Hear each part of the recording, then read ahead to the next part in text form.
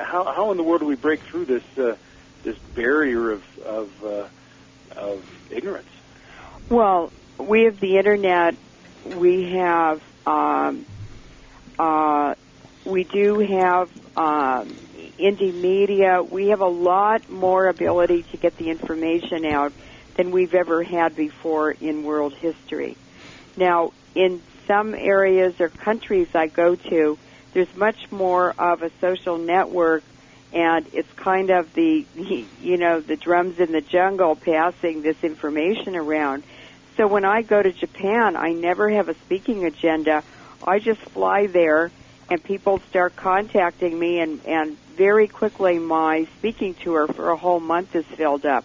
And that is the powerful social connections that reflects how connected the Japanese are. So they are using technology to communicate much more effectively than we are here.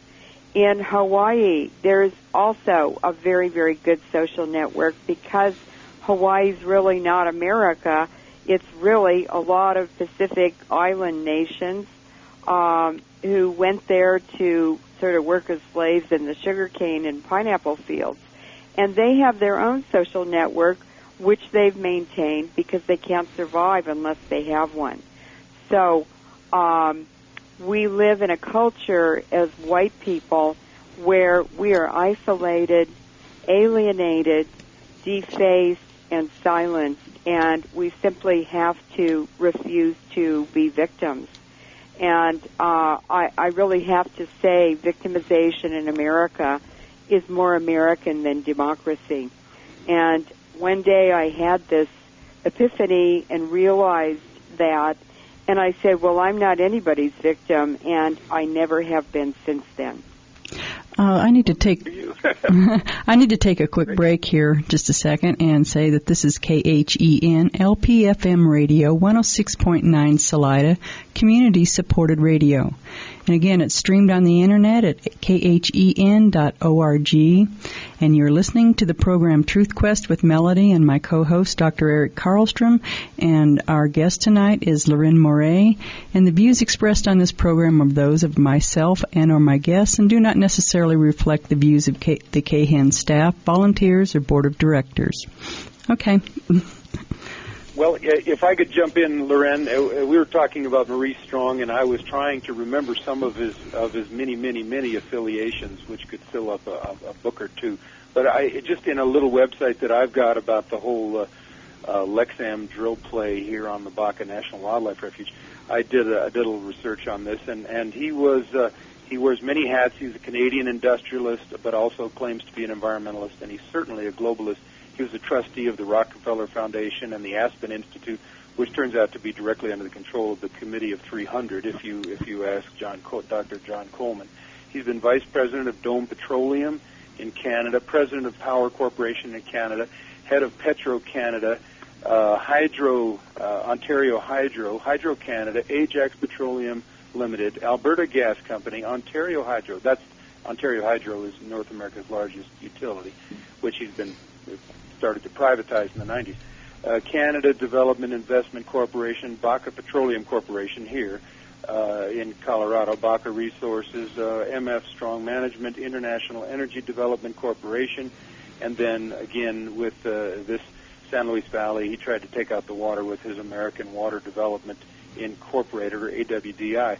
And on the international level, he has one of the most powerful men in the United Nations. He organized the first International Earth Summit in Stockholm in 1972, Earth Summit 1. He organized the Rio Earth Summit 2 in Rio de Janeiro in 1992. First director of the United Nations Environmental Program, served on the UN's World Commission on Environment and Development, as well as the UN-funded Commission on Global Governance. Served on the boards of International Union for the Conservation of Nature, the IUCN, the Club of Rome, which is a key institution of the Committee of 300, according to Coleman, the World Resources Institute, another key international body, World Wildlife Fund for Nature in Switzerland, the International Union for the Conservation of Nature and Natural Resources in Switzerland, And many institutions, of course, which are advancing this global one world government agenda. So what strikes me is that you have a relatively very small number of people commanding the whole superstructure of NGOs and government bureaucracies. 300 people, you could put them in a room, and yet they seem to be moving the world towards apocalyptic disaster. Why can't we find these guys and take them out back and talk to them? Let me quote Greek historian Herodotus. He observed nearly 25 centuries ago, quote, "It seems indeed to be easier to deceive a multitude than one man." And so what we have is governance from the top down, and it's they're able to do it because they withhold and compartmentalize information, and people aren't aware of what's happening. And so it's like putting a bunch of frogs in a pot on the stove in cold water and just slowly turning the fire on, and they're dead before they even realize what's happening. Now, what these wars are really over is energy. And I'd like to quote Susan Sontag on American energy. This is what she says, quote, "American energy is the energy of violence, of free-floating resentment and anxiety unleashed by chronic cultural dislocations, which must be, for the most part, ferociously sublimated. This energy has mainly been sublimated into crude materialism and acquisitiveness, into hectic philanthropy, into benighted moral crusades, the most spectacular of which was prohibition, into an awesome talent for uglifying countryside and cities, into the loquacity and torment of a minority of gadflies, artists, prophets, muckrakers, cranks, and nuts, and into self-punishing neuroses. But the naked violence keeps breaking through, throwing everything into question," unquote. And so you see, how can Americans stand by and watch the black community in this country be exterminated? And it is U.S. national policy. Our government has been shipping the most radioactive contaminated dairy products from dairies around nuclear power plants directly into the mom-and-pop grocery stores in inner-city black communities. And I have proved this with a group of scientists, including Dr. Ernest Sternglass, Dr. Jeanette Sherman, Dr. Jay Gould, and Dr. Chris Busby, using U.S. federal data. It's in their own reports. It's through the state milk boards, which were started in 1935 to blend the bad milk from bad dairy farmers into good milk so that the whole dairy industry was supported. And how can we stand by and watch American Indians exterminated and not understand that that will soon be happening to us? Because the perpetrators don't care whether we're male or female. They don't care what age we are. They don't care what color we are. We're all to be harvested. And so we must all work together, irregardless of the color of our skin, our religion, our personal beliefs, our education. None of that matters anymore because we're all frogs in the same pot. It's not like this isn't... Well put. Sorry. Mm-hmm. Go ahead, Melody. I was just going to say that it's not like... you can find this in their own writings. This isn't something that just happened yesterday or even a few decades ago. They've been putting this on in their own writings going back a century or two in the least. Russell. Just go read Bertrand Russell's book, The Impact of Science on Society.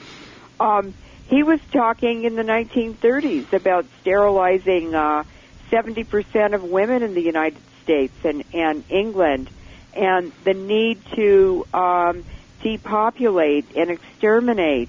And they were going to sterilize, he said, someday we'll sterilize 95% of the men.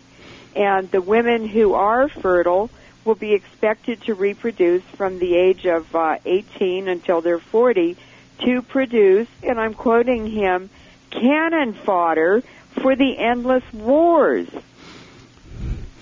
These men are deeply pathological, but as Melody says, the plan has been outlined by many very smart, intelligent, and articulate people.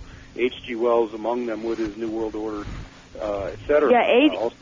Excuse me, just for a moment. H.G. Wells, and who's the other one? Aldous Huxley.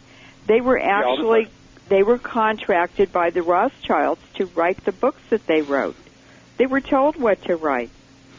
Yeah, and you can extend that back, I believe, from what I'm reading, to Karl Marx and Frederick Engels. That's right. And the people that were giving the philosophical underpinnings for both the communist and the fascist movements. These are all part of their Hegelian dialectic of creating conflict and profiting from the wars that ensue when you get people to sign on to these ideologies. But Alfred Weber has been on our show a couple times, and he had a slightly different way of saying what Susan Sontag said. He said basically, in America, war is our industrial activity. That's what we export. We are the permanent war economy. Oh, he has a wonderful way of putting that. Yeah. Yeah, it's and that must have enormous psychological spin-offs to just how we perceive the world. Well, the United States didn't. It's been involved in a war since the very first year that we got our independence. So it is a permanent war economy. Go ahead. If you read John Coleman's Committee of 300, which I've just read, and so it's uppermost in my mind, it seems like MI6, British intelligence, has, under Woodrow Wilson, there was supposedly a special relationship that was carved out between America and Britain, which if you read between the lines on that or interpret that, that means that MI6 and the Committee of 300 is telling our presidents what our policy is. Oh, well, MI6 created the CIA, and MI6 created the Mossad. And the CIA is actually the private intelligence arm for the City of London bankers, and the FBI is the private intelligence arm for the Federal Reserve. They're not working for us. We're just paying their salaries. I agree. This is what I'm reading. It's mind-boggling, I think, to start to come to these conclusions. The conclusions that these wars have been orchestrated for us by MI6 and the City of London, and of course, war is the most profitable of all business activities. So this is one reason. But World War I, World War II. Yes, but let's go back. They don't make any sense. Let's go back to President Andrew Jackson. President Andrew Jackson actually drove the Rothschilds out of the United States. It was a huge battle, and he's lucky to have survived it. But he said, when I die, I want on my tombstone that I drove the Rothschilds out of the United States of America. And they stayed out for 70 years. Guess who engineered the Civil War to balkanize the United States? It was the Rothschilds. And John Wilkes Booth was handled by a Rothschild agent who also addicted Mary Todd Lincoln to opium. That's why she was so loony and erratic. She was a drug addict.